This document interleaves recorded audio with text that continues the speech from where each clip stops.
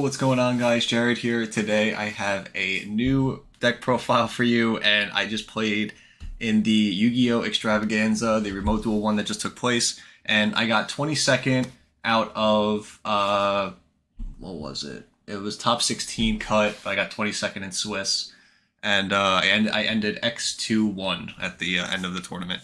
My deck list is very weird, but very straightforward at the same time. It's a very unique deck in the sense that it plays actually zero non-engine. I think that is something that is very important to preface. This deck has zero non-engine in it, and I lost the last round to Kashtira. Both my losses were to Kashtira because this deck loses to Shifter heavily, but that's also most decks in the format. So I feel like I can't really fault the deck because of that. But yeah.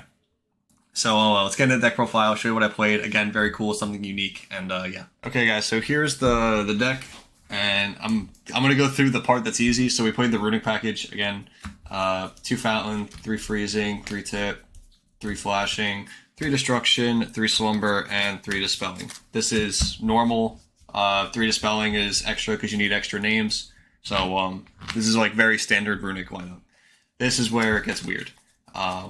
We played the Edge Imp package along with the Phantasm Beast package. So we're playing the Gazelles, the Burformets, and the Knights and the Cornfields. This is probably one of the weirdest decks I've ever played. But they are so fun. These cards are so fun to use. And yeah, there's so many moving parts and triggers, and it's an absolute blast to pilot. Edge Imp Chain, obviously, alongside the full package, 3 Patchwork and 2 Poly, is actually really cool in tandem with the Runic cards, because you can, this is really good discard fodder, so you can in draw phase, Runic, discard Chain, get Fountain, Chain Effect, get Patchwork all in draw phase, so it helps you choose what you like. Because you do that line, and then you can Patchwork after that, and if they draw you after that, you can just activate the Fountain and it trigger it on their turn, and it's not you really lost value. This deck is pretty much you just don't need, as long as you don't die, you're fine. That's all that matters. But yeah, so I'm doing this super the Runic super quick and this engine. The interruptions and stuff that you get out of this engine is ridiculous. So this card being able to protect targeting on anything on your side of the field as long as you have the fusion monster, super strong. Not being able to Cosmic Cycle in a Runic Fountain is very good and annoying. If you thought Runic was already annoying, now the board setup is something that you cannot Cosmic Cycle in Fountain. So it's almost impossible to out Fountain if you have this engine going. This 1-card combo, is ridiculous. So normally in normal versions, the 1-card combo would be these. And that's it to be able to get to this and then do the full combo. But because we're playing the Runic package, we also have this as a 1-card combo. We get to add these because you get to go Hugin and then tribute off the Hugin for Burformet, and then it's still the full 1-card combo. It's a little bit the tiniest bit worse because you don't have the Knight in graveyard, but you still have everything else. And usually you can fusion with the Knight from your hand on your opponent's turn to make Chimera, and then it'll put it in the graveyard anyway. So usually it's fine regardless. You can get it in there on your opponent's turn. So you have a lot of moving parts. Yeah, and then just, I don't know, this engine's really, really good.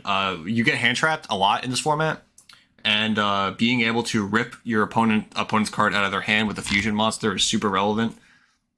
So they start their turn with 4 or 3 cards sometimes, depending on how many times they hand trap you. And you're playing Runic cards, and you just only had to hit 1 or 2 things, and they're or Chimera, 2 cards, you're wow, your whole board's gone, and you have nothing left already. That's crazy. This is probably one of the best fusion spells I've ever played with, I think. Quick play, something that's just so free to add itself back, and being chainable in the main phase, doing it on your opponent's turn to make Guardian Chimera, is so good.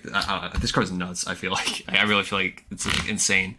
Yeah, and then Edge Imp Chain being a feed monster is also relevant, and I'll show you in a minute of why.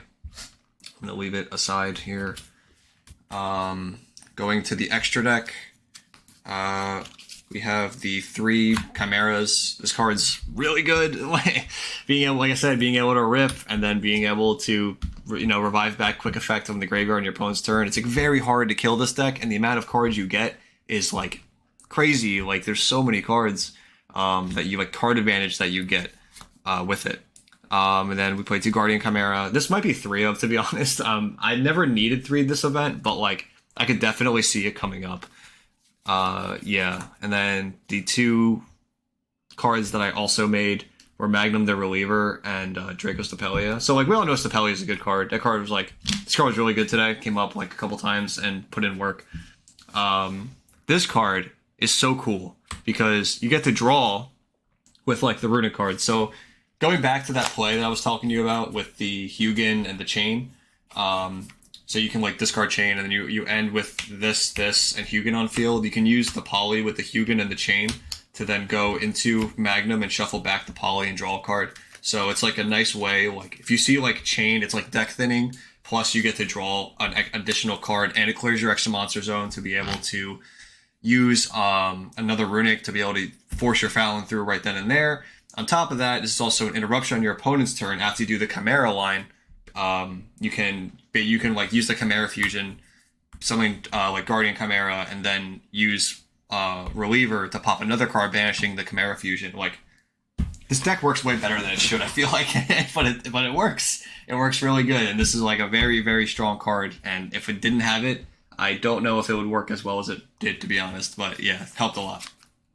For the Runic cards, 2 Hugin, 2 Jerry, 1 Moonin in the main, 1 Frecky, and 1 the new secret main, and 1 Azalea. She never came up. She's just here just in case.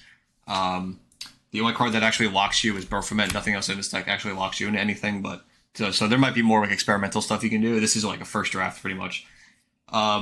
This card's cool. It didn't like do a lot. It can give you extra materials for Chimera sometimes. Yeah, I don't know. Like I'm not really much to say about it. Help break boards. It can make like dispelling into like a being able to clear a monster rather than do nothing going second. So yeah, it's helpful. It's good to have in here. Frecky, this is divided, by the way, by beasts and fairies. The fairy monsters are the worst ones to have for fusion materials. They don't actually do anything. But another synergy that this deck has is that all your runic spells can translate into beast monsters.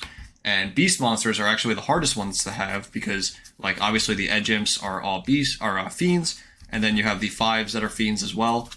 So you have more fiends in the main deck than beasts. So when all your runic cards can turn into beast monsters and using stuff like Edge Imp Chain, or if you have the Druid and the Baphomet left on the field, you can still be able to go into the fusion monster regardless, because he's just generically a beast and a fiend. So yeah, this actually worked way better than I was expecting, if I'm being honest.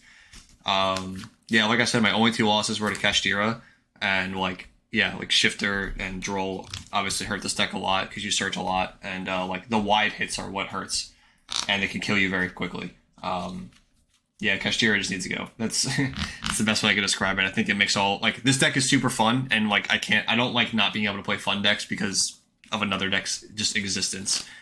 Yeah, I beat 3 Pearly today too on a Labyrinth, and I forget the other deck I played. Was it 2 Labyrinth? It might have been one of my draw. Yeah, the Labyrinth was the draw that I should have won. That was my own fault.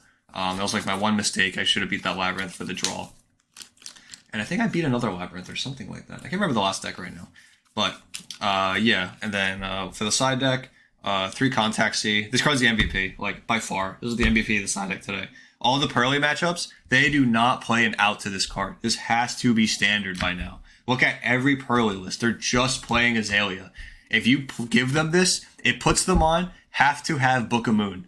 If you don't have Book of Moon, you are not playing. And it is so funny. Every Pearly player could not beat this card. Single-handedly won. There was a time I had no cards, and he had a Contact C. And I decked him out because he could not deal with this card. Eventually, I drew into a Runic, summoned Moonin in defense, and he decked out. Craziest time of my life. Then we played 3 Ash for Labyrinth and Branded, 3 Droll, because Droll was a degenerate card that has to be played. 3 Cosmic Cyclone for Runic and back row. I don't think I might have put these in once. Didn't really do much. It was for Labyrinth. That's what I put it in for. Yeah, it was all right. And then 3 Eradicator. These probably shouldn't have been Eradicator because it's kind of hard to set up. It's annoying. Probably should have been something else, but I didn't want to put in D-Barrier either because we have if you play against branded, like that's what debarrier is best for. And like I don't want to debarrier myself at the same time. So maybe some other very good going first card, maybe like a summon limit or something like that. Maybe that'd be fine. Some that nature I think would be okay. But yeah, the side deck was okay. Contact C is like the main takeaway, I would say. Contact C and Droll are like two absurd cards that just are crazy right now.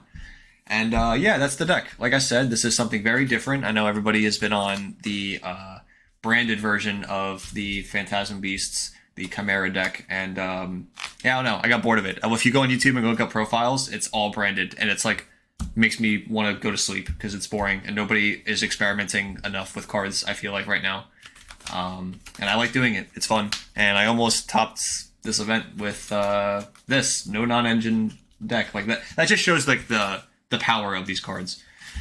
So yeah, if you guys want to see replays of this deck, I actually have some on Dueling Book from when I'm playing on it. I've been messing around with it on there. So if you want replays, comment down below. I might upload them later. And yeah, I hope you guys enjoyed. If you have any questions, feel free to ask me. And please subscribe. Thank you. Bye, guys.